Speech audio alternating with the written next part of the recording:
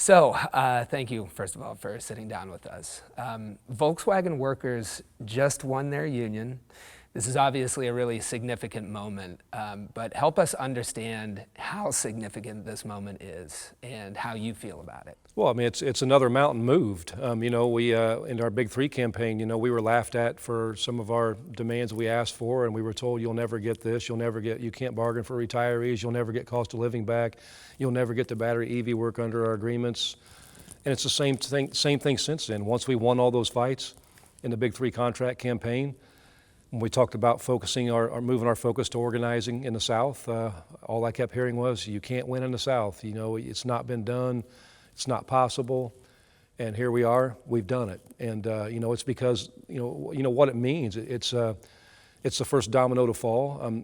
This was won by the workers here. The workers are fed up. Workers in this country are fed up, and in this world are fed up. And that's why I really believe, in our Big Three campaign, 75% of America supported us in that fight, and that's union and not union. And I believe it's just because working class people globally all feel the same thing. They see this mass inequality between the billionaire class, the corporate class, and everybody else. Workers have been left behind. They're fed up with being left behind, and they want their fair share. Our Big Three fight, I could go back to that again. I mean, we talked about the Big Three making $250 billion in profits in the last decade. In the German three, it's double that. They've made $500 billion in the last decade, and these workers are paid less. So, these workers here were motivated, they were fed up, and personally for me, it's this is where my roots are from. My mother was born in Tennessee. 3 of my grandparents were from Tennessee, and so this is really, and they were back in the Depression. My grandparents, they dealt with poverty. They were destitute. They had to migrate north and got jobs at GM and Chrysler, and it changed their lives when they became UAW members.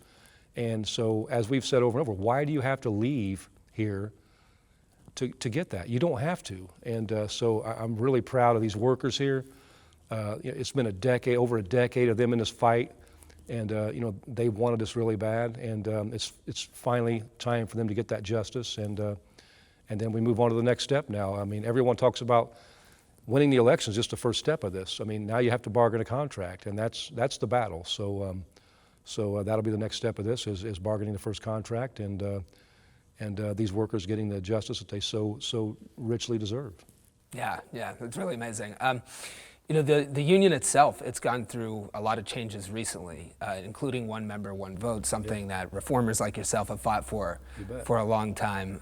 Can you talk about what role those recent changes played in making a moment like this possible? The role that played is it has everything to do with what's happening right now. If we did not go to a direct election, I wouldn't be sitting here right now, and we would probably be we wouldn't be having this moment right now, I don't believe. I think it would be more of the same. And so the impact of the one member, one vote initiative and the direct election in this union, this is a direct result of all of that. Everything we've done since then is a result of all of that. When the membership is in charge, when the membership gets to choose their top leadership, it holds leadership accountable to the membership. I've always believed in that. I never had a problem with that. And and I'm very proud of that. I mean, it's an honor of a lifetime to be the first directly elected president of this union, and it's not something that I take lightly. It's a massive responsibility, and I wake up, I dream about this stuff. I wake up living it, and I go to bed thinking about it, and I love every minute of it. Good, good. It's really rare today, I feel like, to get people on the same side politically, just because of polarization, how politics is. And it seems to me like the movement that you and your members are building has cross-party appeal. How do you keep members from very different political backgrounds united together? Well, I mean, that's how this class war has been fought over the last 40 years. That's how the billionaire class and the corporate class have taken everything, is because they've done a masterful job at dividing the masses, at dividing the working class over multiple issues. Whether it's guns, whether it's abortion, whether it's who you love, or now it's border security. I mean, whatever they can find to drive a wedge between people, At the end of the day, we're all human beings, and you know, and we have to look at the big picture. And the big picture is, while they have us divided and fighting over all these issues, political parties, whatever it is, you know, the billionaire class and corporate class are eating our lunch, and the working class is being left further and further behind. So we just have to talk truth to our members. And you know, even when we talked about this, with the endorsements and stuff, as I told our members, it's nothing to do with party affiliation. It's nothing to do with my opinion. You know, we took the two presidential candidates, you know, put them in their own words and their own actions, their own body of work. It's not, anyone can look it up. And so, you know, when you have the former president on the record, you know, saying workers are to blame for what happened in recession, you know, when you have him doing nothing to help workers when plants are closing, when workers were on strike when he was president, he did nothing, said nothing, and you have a current president that joined workers striking, you know, on a picket line for the first time in our history. You know, you had him get involved to help us save a community. You know, during the recession, he was betting on the American worker, standing up with the American worker, giving us a pathway forward. So, you know, things like that. I mean, we just have to be real with our members and say, look, these are facts. This isn't my words. I didn't make this up. It's not because of a party affiliation. This is the reality of the two candidates you have to vote for in this race. Here's why we're going that direction. At the end of the day, the members still get to vote who they want to vote for. I mean, we can't make someone vote for a candidate. I mean, when you go vote, it's your right. It's your right as an American citizen to vote for whoever the hell you want to vote for, and we support that. Yeah, we talked a little bit about your roots and how that plays in to how you fight these battles. Talk about the role that your faith plays in organizing these companies. I mean, the role my faith plays is it's a centerpiece of everything. I mean, literally, my running for president of this union was a leap of faith. I mean, when I made the decision to run for this, it was literally, I had to look at myself in the mirror one morning and say, if you don't do anything, will you be able to live with that? Look yourself in the mirror 10 years from now and be okay with that. And I knew I wouldn't. And the next question I had to ask myself was, you say you have faith. It's easy to say you have faith when you're not really stepping outside of your comfort zone. And so, I had to really think about that and just say, okay, you say you have faith. This is a defining moment. If you truly have faith, then you're going to do it, and no matter what the outcome is, you got to be good with it. And I was, win or lose, I was fine with whatever came. And same thing in our contract fight in the Big Three. A lot of things we went after that people said wasn't possible. And now here we are in organizing. It's the same thing. I mean, I truly believe. I mean, working people are tired of being left behind. And when you talk religion, no matter what the religion is, I don't care what someone's belief is, the foundation of all religion is love of your fellow human being. I mean, and so somewhere along the way in my lifetime, that's been lost on people because, we've had political parties try to hijack religion and claim that, if you vote for this person, you're not a good Christian or whatever your religion is. And that's all BS. We all know it. Pretty much, everything religion speaks about is love of your fellow human. You can't say that I'm a Christian or whatever that is, and I believe this in this religion, and then say build a wall and these people are all murderers and rapists. That's contrary to everything to do with religion. They're not. They're destitute people trying to find a better life. My family's been there. My grandparents. When I see people trying to cross the border, I see my grandparents, in the Depression, leaving the South to go north. The only difference is they didn't have to cross federal lines; they crossed state lines. And so, with this organizing campaign, I mean, faith played an important part in it, and I believe, members here, workers here, see that, and we're going to continue to, like I said, I mean, my grandmother taught me that as a young kid. Everything you need to know is in the Bible, and I believe that. So. I want to hear you talk about political caution versus political courage. When you came along, membership at the UAW was hanging around near a low point. There was a recent scandal that sent leaders to jail. Your own election was pretty close. Mm-hmm. Yet, right after that, you weren't afraid to come out and, talk class war, make big demands that your members won at the Big Three. Now we're here in Chattanooga with a big win. How do you find the right balance between political caution and political courage in your organizing? To me, you do your job. You do the job that people sent you here to do, and elections take care of themselves. And I find an irony. A lot of times reporters will say you only won by several hundred votes, and I laugh every time I hear that, because if you need to understand the structure of the mountain I was standing against when I decided to run for this. I mean, literally, you're going against a system that's been in place for 80 years, and a well-entrenched system where the other side had all the power. They could fly all over the country on the union's dime. They could do plant visits and talk to people. Not campaigning. It was under the guise of union business. I mean, myself or other candidates, we had to take vacation and try to go to plant gates and stand outside a plant gate and wait for workers to come and go and talk to them. And when you only have so much vacation, you can only go so far with that. And you have to travel over the country. And so we had to rely on social media to get the message out. Given all those I'd say advantages that the other side had in this election, it's a miracle that I'm sitting here right now. And but again, I go back to the fact of having UAWD and all those people that work so hard, because they wanted to see change in this union, and they wanted to reform this union. Thousands of people worked their butts off to make sure that we were successful. But at the end of the day, the fact that the former party got one shot at me in the initial election, then in a runoff, they got a second bite at the apple. And in that second bite at the apple in the runoff, you got to think about it.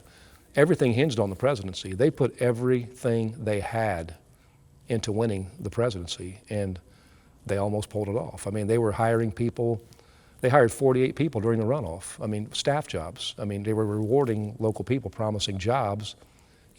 So they're out there campaigning for them. And so to think of all those things that we had, disadvantages we had going into this fight, I mean, it's literally a miracle I'm sitting here as president. Yeah. So I'm not going to take that lightly.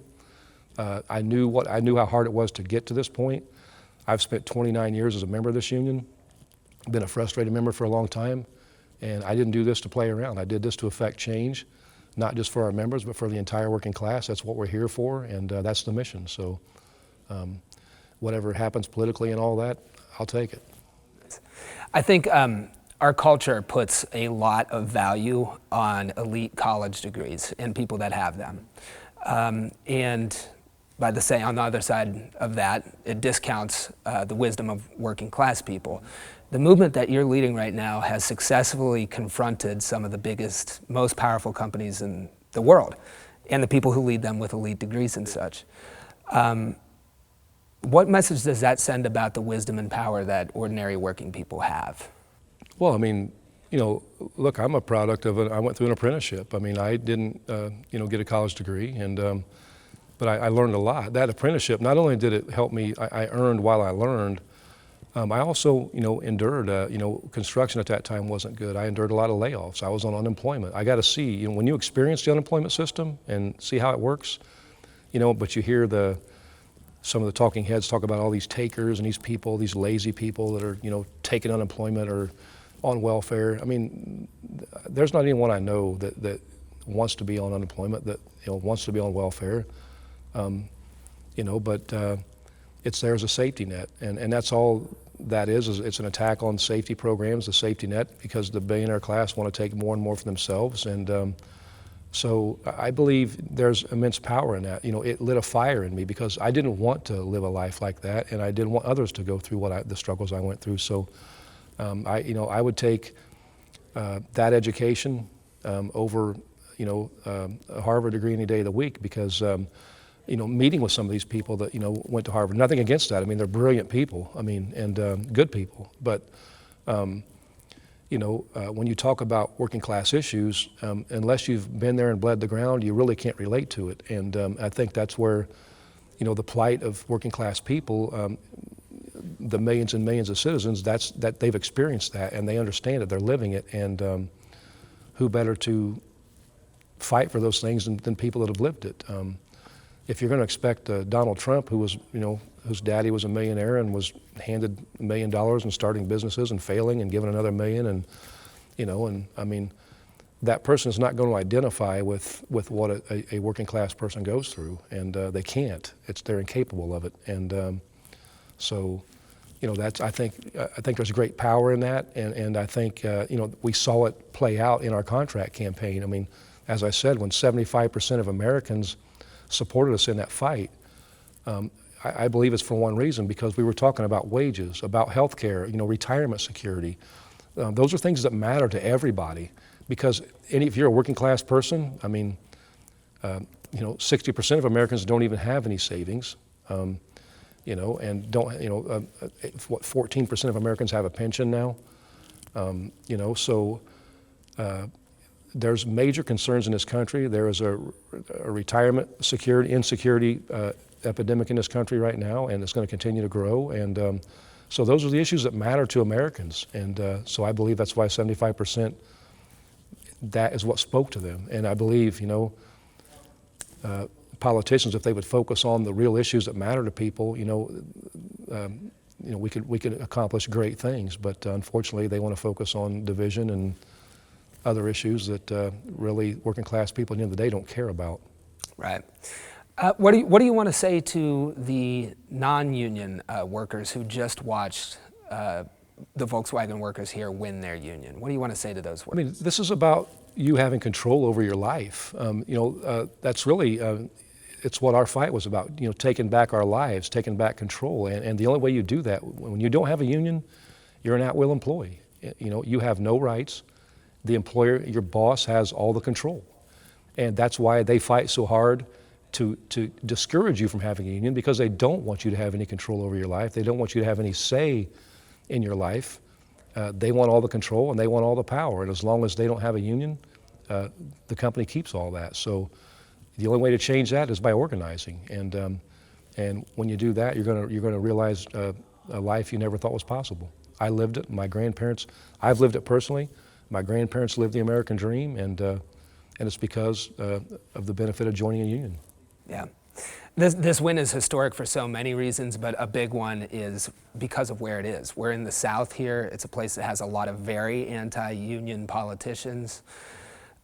Just last week, we saw a united front of 6 governors come out and say that a union win here would go against the very way of life in the South.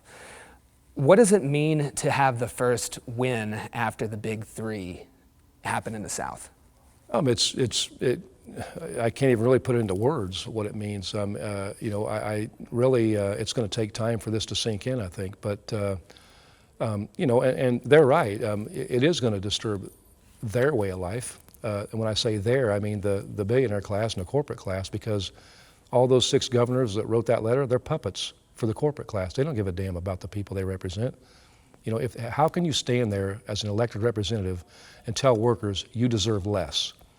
We support an economy that abuses you so that these corporations can make more and more money on top of the already massive profits that your labor has created. I'm sorry, but I don't care what your party is. If that's what you believe, you don't give a damn about the people you represent. And at some point, those workers are going to realize that. And that's what needs to happen. But it's a shame that I think it's a sign and it's a testament to how out of control the wealth gap has went in this country and in this world. Three American families have as much wealth as the bottom 50% of Americans. I mean, think about that. Three families have as much wealth as half of Americans. That is criminal. And if that's what these governors support, as a lifestyle like that, shame on them. Yeah, it feels like there's real momentum building here. Mercedes has their union election next month. Where's the fight go after that? It's really, that's the beauty of what we're doing with this organizing campaign. It's sort of like our Big 3 campaign. We had a lot of options, and we would analyze things as it progressed, and we would make adjustments as we kept moving. And so organizing the same way. I believe now that we've won this fight in Chattanooga at Volkswagen, I believe it's going to inspire a lot of these non-union workers all over the South. And so we'll continue to analyze, where momentum is growing and keep focusing and just keep bringing more and more on board and keep winning more and more, and watch another domino fall and another domino fall and keep building on it. And we'll completely change work life in the South for people and for the better. And like I said, they'll get their fair share. Amazing. How have these really significant wins, like the Big Three, like Chattanooga, how do they change the outlook for what's possible with the UAW? Well, I mean, I've said this when I ran for this office, and I've said it for years before that. I mean, you know, you look at the situation prior to this. I mean, you have to bargain good contracts. You have to show, you know, bargaining and organizing go hand in hand. When you bargain good contracts and people see the difference, they want to be a part of that success. You know, the way it had been, because we've been on this race to the bottom for the last 40 years, where, you know, the companies were, in the Big Three were saying, oh, we have to compete with the Toyotas and the Nissans and the Volkswagens in the South. Well, no, we don't. The competition is code for race to the bottom. So, you know, and when our union had that philosophy of agreeing to those type of things, when non-union workers were looking at us and looking at them, they saw the same thing. When you can't see the difference, what's the selling point? And so I believe, you know, the Big Three contract fight really showed a stark contrast between us and the non-union workers. And you saw a result of that almost immediately. I mean, within a week after we ratified the final agreement of the Big Three, it was Toyota or who gave an 11% pay increase right out the gate. And we took credit for that right away. We said, thank you very much, that's a UAW bump. And all of a sudden, all these other non-union companies started following suit. And why did they do that? Because they don't want these workers having any control of their life. So, you know, that was a direct result of the success we had in bargaining. And so I believe the workers, they see that for what it is, and now they want the rest of their share of this. And the only way they're going to get that is by organizing. Thanks so much for the interview here. Is there anything else that you would like to add? No, it's our generation's defining moment, and we're going to seize it. Hi, thanks for watching our video. If you like this story and you want more stories like this, be sure to like and subscribe to the channel to get more Perfect Union in your feed. And if you have stories that you want us to investigate, drop them in the comments below.